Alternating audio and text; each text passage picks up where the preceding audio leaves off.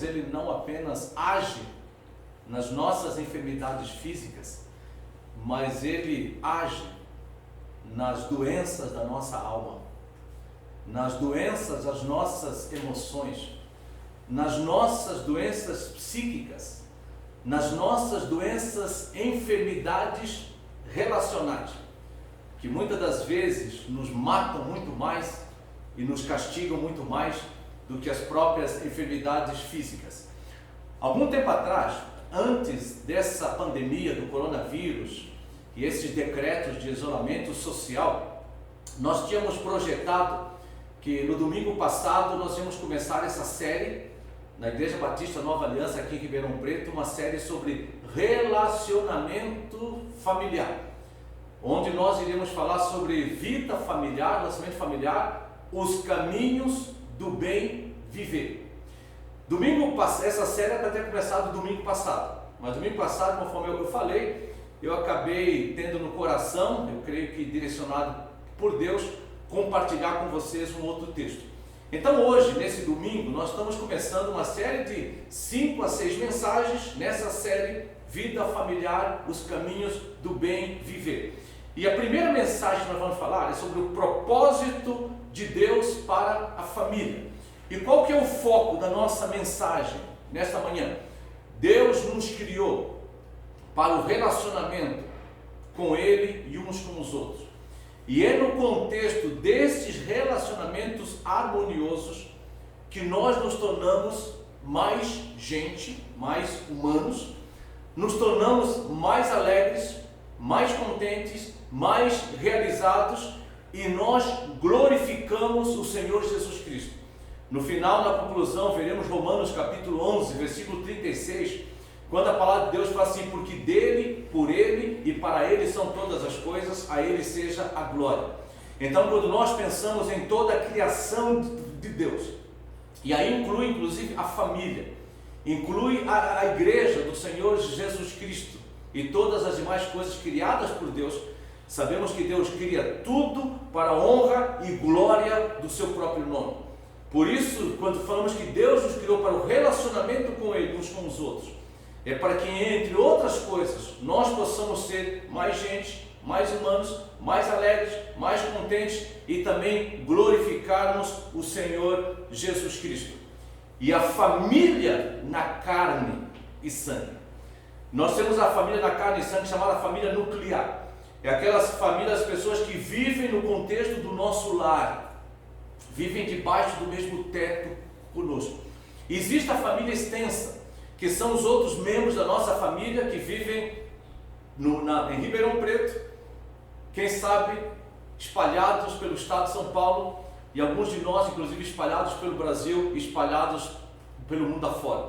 Então a família nuclear, as pessoas que vivem na nossa própria casa, e a família extensa, os nossos parentes espalhados por demais outros lugares. Mas além disso, a Bíblia nos fala para você que é cristão, que é verdadeiramente discípulo de Jesus Cristo, a Bíblia fala que nós somos membros também de uma outra família. É a chamada família na fé, a família em Jesus Cristo. E é naquela família da qual nós vamos ler um texto daqui a pouco, Efésios fala da qual todos nós levamos o nome do Pai. E é nessa família na carne e sangue, e na família na fé, para aqueles que são verdadeiramente cristãos, família na fé em Jesus Cristo. Essas duas famílias são dois espaços ideais para aprender a viver, para aprender a expressar relacionamentos harmoniosos, relacionamentos em amor, amor que vem do próprio Deus, Deus que nos capacita a amar, porque Deus na sua própria essência, como diz 1 João 4:8, Deus é amor. Então falamos de um amor que provém de Deus, um amor que nos é capacitado pelo Espírito Santo. E é nesse contexto de amor cristão, de amor em Cristo, que nós somos capazes de desenvolver relacionamentos harmoniosos em amor uns para com os outros. Em Gênesis capítulo 2, versículo 18, um texto bem conhecido, logo no livro de Gênesis, que é o livro dos inícios, da criação, dos princípios, e ali nós temos também o princípio da criação do homem, da mulher, da criação da família. Em Gênesis 2:18 fala assim: o Senhor Deus disse, não é bom que o homem esteja só. No Salmo 68, versículo 5, fala que Deus é pai dos órfãos e juiz das viúvas. Órfãos e viúvas geralmente são pessoas que tendem a ser sós. Então Deus é pai dos órfãos e juiz das viúvas. E Deus, em sua santa morada, Salmo 68:6, Deus faz com que o solitário more em família. No Salmo 113, versículo 9, Deus fala assim: Deus faz com que a mulher estéril, ela se torne viva em família e ela se torne mãe. Então, quando nós olhamos no próprio contexto de Gênesis, contexto de Salmos, contexto de outras passagens, vemos que Deus cria o ser humano, Deus institui a família, entre outras coisas, como um espaço de relacionamento, de compartilhar vida, de viver em comunhão, para que o ser humano, ele não esteja só. Quando nós olhamos em Efésios capítulo 13, versículo 14, agora pensando na família na fé em Cristo Jesus, o apóstolo Paulo, orando pelos cristãos em Éfeso, ele fala assim: eu me ponho de joelhos diante do Pai. Sempre lembrando que uma das grandes coisas que nós pensamos sempre a respeito de Deus, uma das características é que Deus é Pai. Eu me ponho de joelhos diante do Pai. Versículo 15, de quem toda a família. Lembra de João capítulo 1, versículo 12 e 13? Que fala que a todos quantos o receberam, deu-lhes o poder de serem feitos filhos de Deus, a saber, aos que creem no seu nome. Conforme nós falamos semana passada, filhos de Deus que não nascem da carne, do sangue, nem da vontade do homem, mas que nascem de Deus.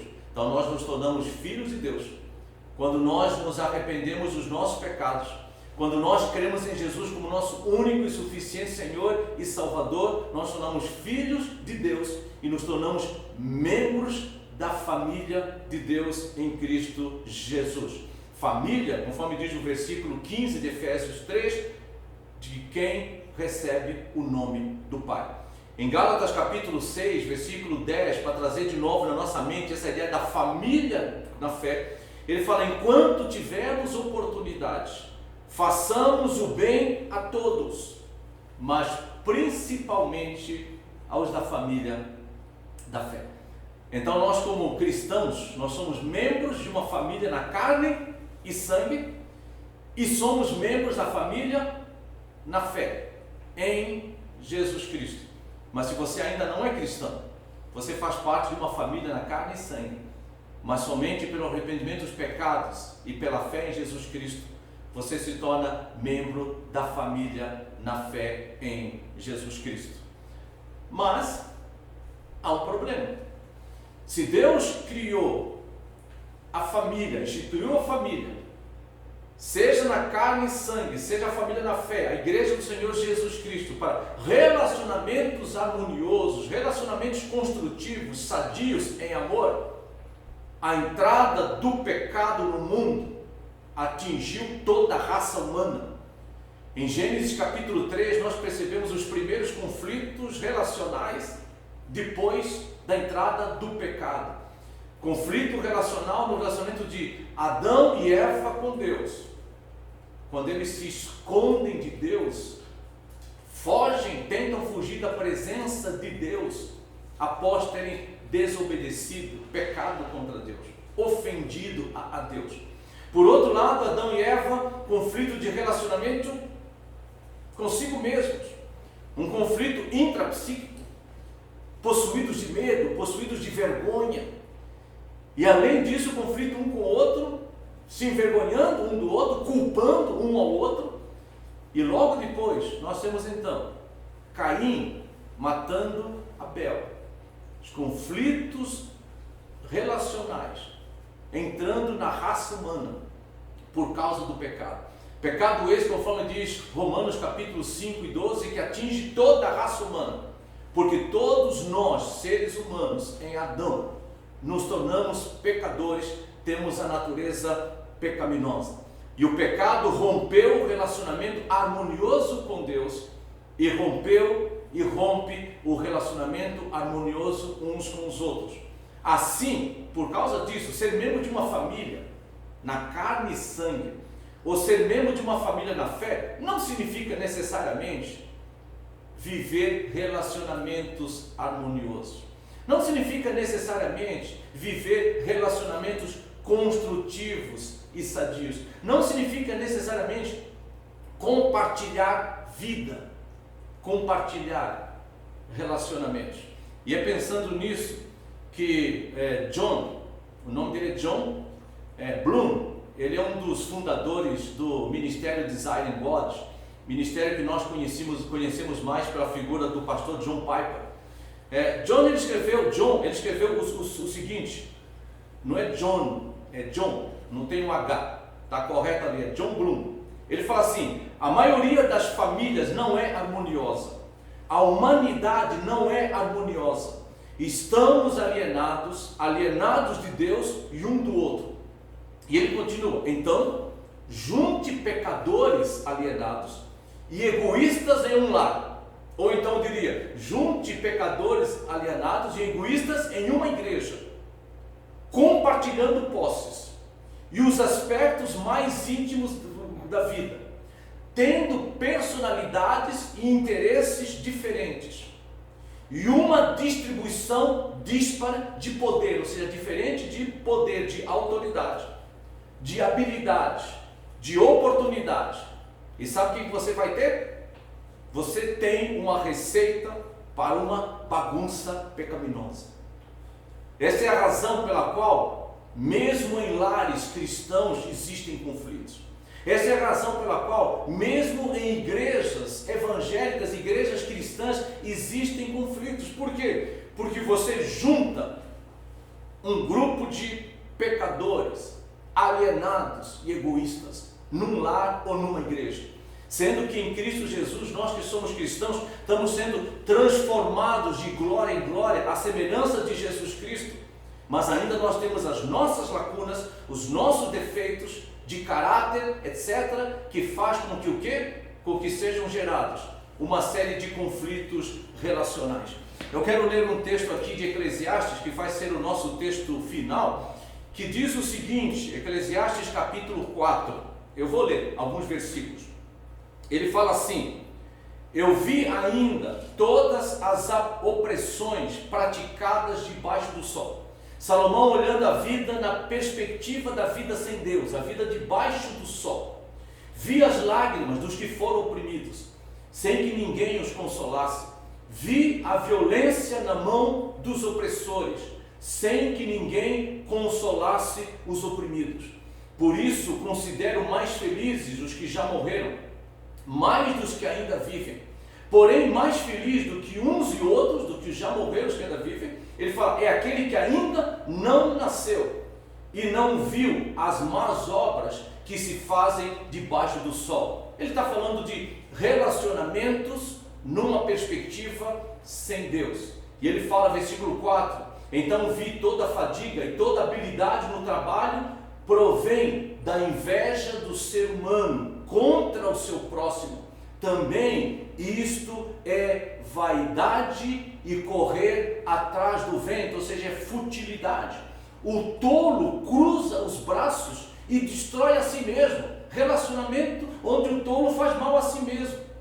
Melhor um punhado de descanso do que ambas as mãos cheias de trabalho e correr atrás do vento. Versículo 7, então considerei outra vaidade debaixo do sol, um homem sem ninguém, que não tem filhos nem irmãos, mas que não cessa de trabalhar, e cujos olhos não se fartam de riquezas. E ele não pergunta, para quem estou trabalhando? Se não aproveito as coisas boas da vida? Também isto é vaidade e enfadonho trabalho. Ou seja, indivíduos e famílias que vivem em isolamento.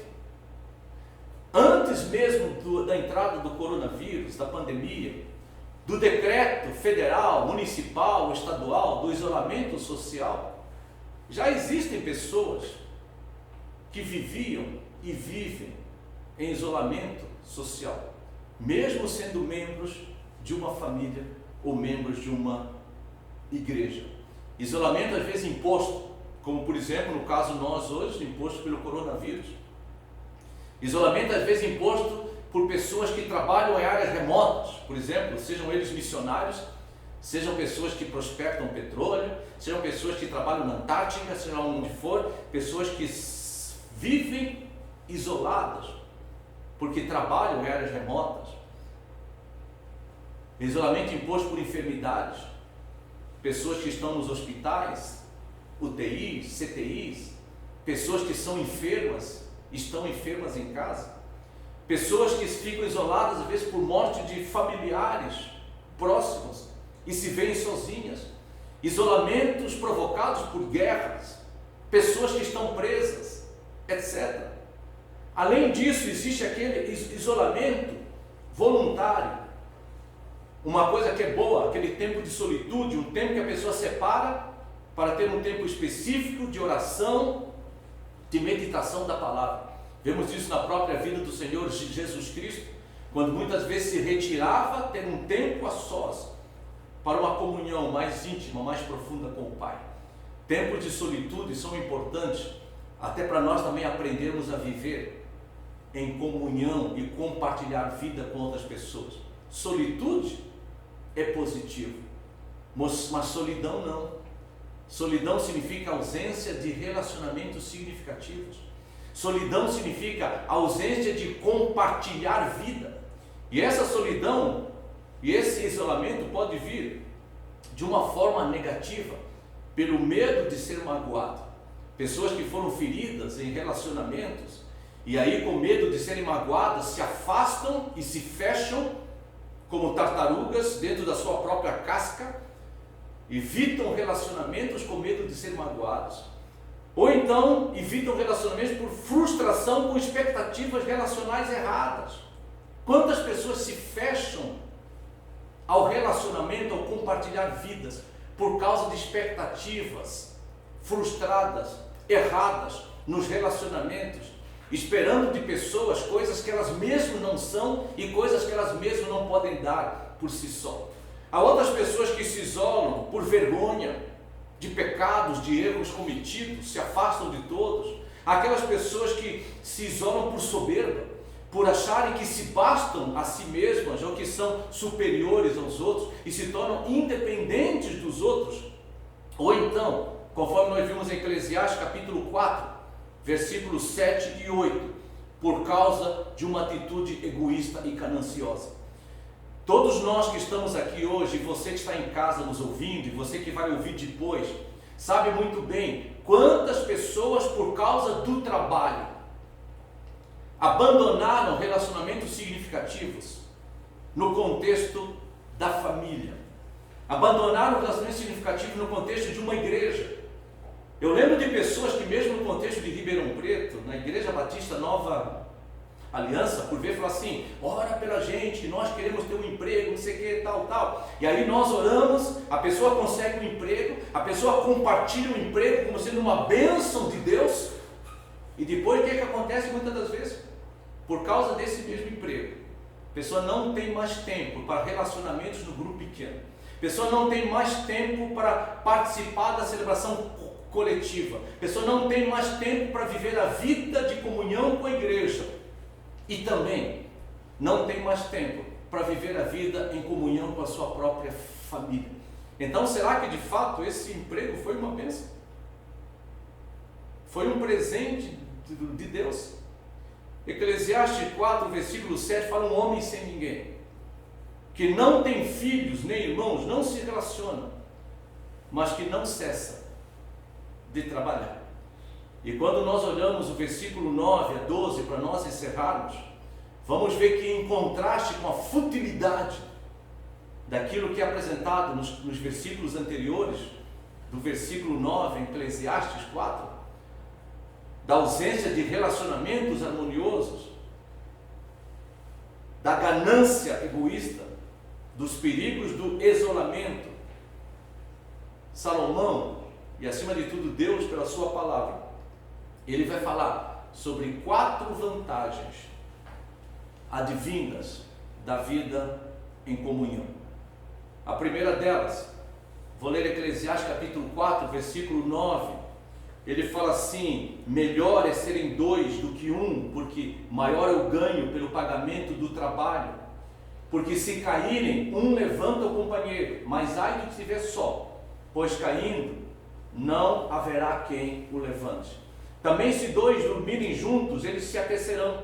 Mas se um for sozinho, ele está pensando em 2 pessoas viajando, como se aquecerá? Se alguém quiser dominar um deles, os 2 poderão resistir. O cordão de 3 dobras não se rompe com facilidade. 4 vantagens do viver em comunhão. Primeira delas, melhor ganho pelo trabalho.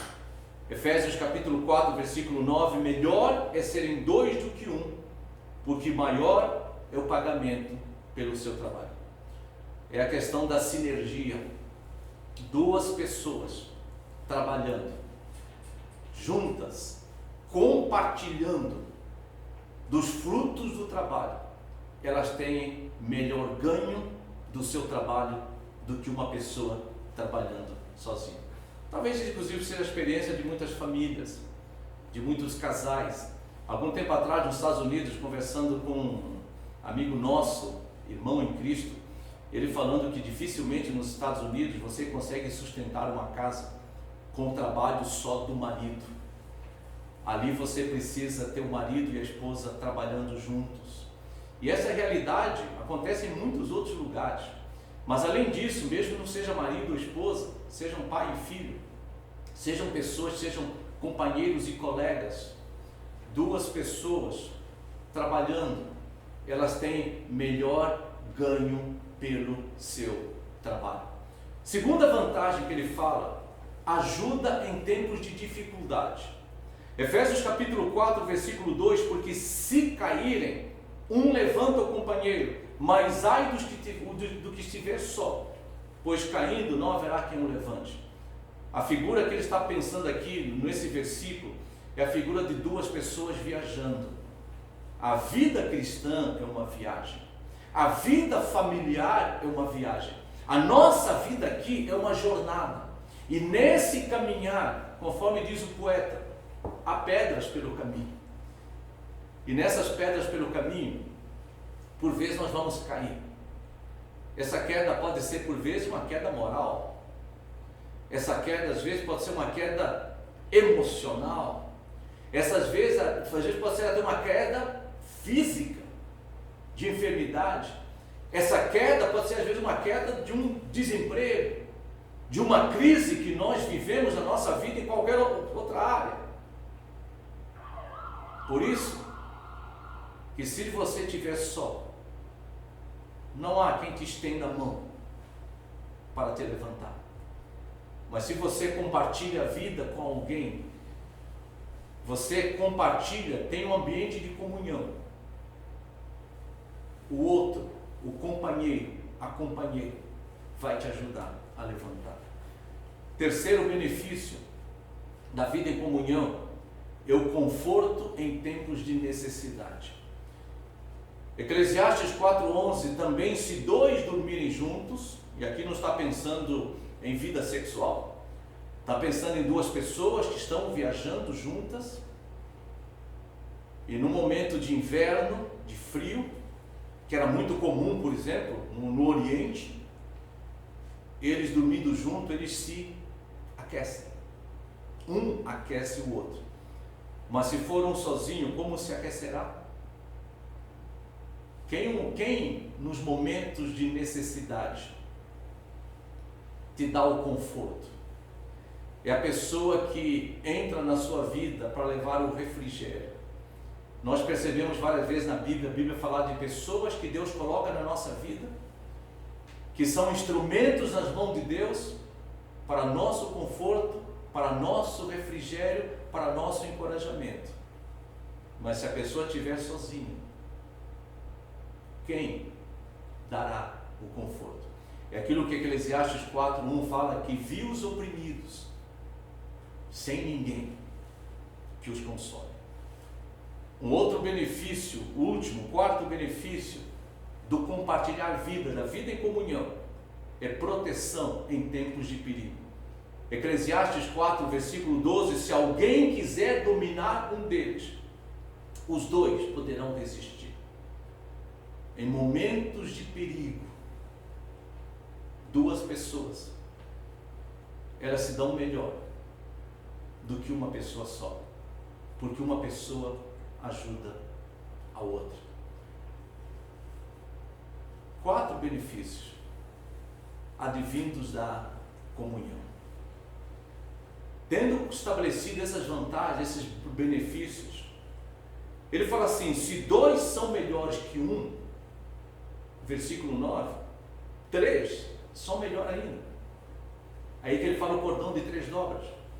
Eu não creio que necessariamente Salomão esteja pensando aqui na figura de Deus, embora que muitos de nós, nas nossas mensagens, pregações, incluamos aí a figura de Deus, e não há nada de errado pensar nisso. Não há nada de errado pensar na terceira pessoa como Jesus Cristo, como Deus, mas a ideia aqui é exatamente essa. Se a comunhão, se existe vantagem com 2, quanto mais com 3? Quanto mais com 4? Quanto mais com 5? E melhor ainda, se esses 2, se esses 3, se esses 4, se esses 5 tiverem a presença do nosso Deus e Pai, Deus Filho e Deus Espírito Santo, fazendo parte dessa comunhão. O cordão de 3 dobras, ela não se rompe com facilidade. Que essa seja a nossa consciência, a nossa compreensão. Melhor viver em comunhão. E melhor ainda quando nessa comunhão há a presença do Senhor Jesus Cristo. Há uma comunhão no Espírito Santo. Há a comunhão como filhos de Deus Pai. É melhor viver em comunhão do que viver só. Conclusão. John Piper escreveu, a felicidade mais profunda e permanente encontra-se apenas em Deus.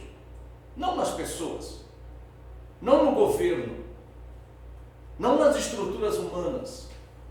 A felicidade mais profunda e permanente encontra-se apenas em Deus. Não com origem em Deus, mas em Deus. A felicidade que encontramos em Deus atinge sua consumação. Presta atenção. A felicidade que encontramos em Deus atinge sua consumação quando compartilhada com outras nos multiformes caminhos do amor. Ou seja, nós temos essa felicidade em Deus e essa felicidade atinge a sua consumação quando nós compartilhamos essa felicidade com outros nos multiformes, nos diferentes, nas múltiplas formas dos caminhos do amor. Deus nos criou para o relacionamento com Ele e uns com os outros. E é no contexto desses relacionamentos harmoniosos. São harmoniosos em Jesus Cristo. Não harmoniosos na nossa pecaminosidade, mas harmoniosos em Jesus Cristo, na sua graça, na sua misericórdia, debaixo da liderança e da capacitação e do poder do Espírito Santo, vivendo segundo o propósito para o qual Deus nos criou, para que nós possamos nos alegrar nele, termos a felicidade nele, mas ao mesmo tempo compartilharmos com outros essa felicidade e vivermos para a honra e glória do seu nome. Quando isso acontece na nossa vida, nós nos tornamos mais gente, mais humanos, nos tornamos mais alegres e nós glorificamos o Senhor Jesus Cristo. Por isso esse texto que eu citei, Romanos 11:36, porque dele e por meio dele e para ele são todas as coisas, a ele seja a glória para sempre. Amém. Fica aqui o desafio de nós, inclusive nessa época de isolamento social, por causa da pandemia do coronavírus. Nós pensávamos que o isolamento social já existia antes, de outras formas, de outras maneiras, E quem sabe essa obrigação imposta por regras, por decretos municipais, federais e estaduais, que nos obriguem a ficar em casa, seja uma oportunidade excelente de nós aprendermos a compartilhar a felicidade que vem de Deus nos multiformes caminhos do amor. Quem sabe é aquele momento que você está mais só na sua casa, refletir a importância de relacionamentos sadios e construtivos. Quem sabe você que tem sentido falta da congregação estar junta, da igreja estar reunida, aprender a valorizar mais as reuniões em grupos pequenos, as celebrações coletivas, o estar junto com outras pessoas na fé em Jesus Cristo. E lembrar que não é só o trabalho, que não é só a correria, não são as nossas atividades egoístas, orgulhosas, a nossa própria vida em si, que tem que nos mover, porque nós fomos criados, acima de tudo, para nos relacionarmos com Deus e uns com os outros. E todas essas coisas devem fazer parte da nossa vida, não como a essência do nosso viver, mas devem fazer parte da nossa vida como consequência do nosso viver, mas um viver que tem na sua essência relacionamentos harmoniosos com Deus e uns com os outros, para testemunho, para a glória de Jesus Cristo e para a nossa alegria nele e uns com os outros. Vamos orar. Nós queremos, ó Deus e Pai, de nosso Senhor Jesus Cristo, te agradecermos pelo maravilhoso projeto do Senhor. Primeiramente, família na carne e sangue desde o Gênesis, e depois família na fé em Cristo Jesus. E que nós possamos a cada dia aprendermos a importância da vida compartilhada em amor. Aprendermos a importância do relacionamento, da comunhão uns com os outros, para que nós possamos verdadeiramente sermos mais humanos, mais gente, sermos pessoas mais contentes, pessoas mais alegres e acima de tudo, sermos pessoas que verdadeiramente, por terem a felicidade no Senhor, compartilham a felicidade uns com os outros, e isso para a honra e glória do teu nome, acima de todo nome, é no nome de Cristo que nós oramos, amém. Samuel vai entrar de novo, e nós estamos aqui com o apoio do